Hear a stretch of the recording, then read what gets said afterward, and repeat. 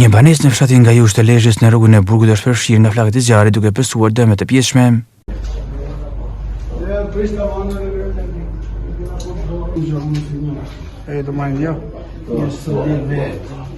Meso se banesa është në pronësi të Pjetër Gjonajt, një moshuar që jeton aty me bashkëshorten dhe djalin. Sipas burimeve, Gjonaj ka dëgjuar një zhurmë dhe pas ka parë flakët të prapen me shpejtësi. Megjithëse i sëmur, ai ka arritur të nxjerrë jashtë bashkëshorten dhe djalin, ndërsa ka tentuar të shuajë zjarrin, por pa sukses. Gjatë përpjekjes, ai ka hyrë sërish në banesën e përfshirë nga flakët, duke rrezikuar jetën e tij.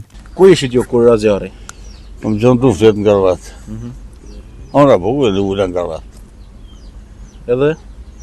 Edhe shkom gju plasje, pim. Moni divan një kultuk. Flakët.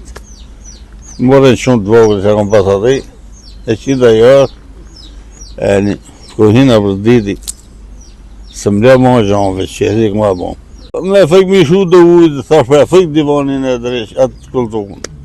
Murë këta e se kështë e gjanë barut. Sa vet ishit shpi, kur ndodhi ngjarri? Vesh me plakt, e me qatë shumë. Me nusen. Teme.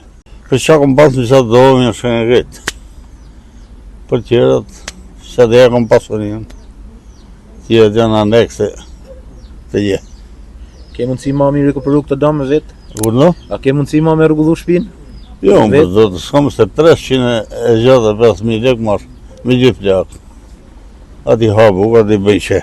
Si pasojë është një keq dhe është transportuar me urgjencë në spital për ndihmë mjekësore. Përveç shqetësime shëndetësore nga tymi dhe përpjekjet për të shpëtuar familjen, ai ka dëmtuar dhe më shumë këmbën e tij të sëmur, pasi nuk ka mundur të marrë patericën e vetë gjatë evakuimit. Zjarr fiks ka ndërhyrë në kohë për të lokalizuar dhe shuar flakët, duke shmangur përhapjen e mëtejshme të zjarrit. Shkaqet e zjarrit ende nuk dihen, ndërsa autoritetet kanë nisur hetimet për të zbuluar rrethat e ngjarjes.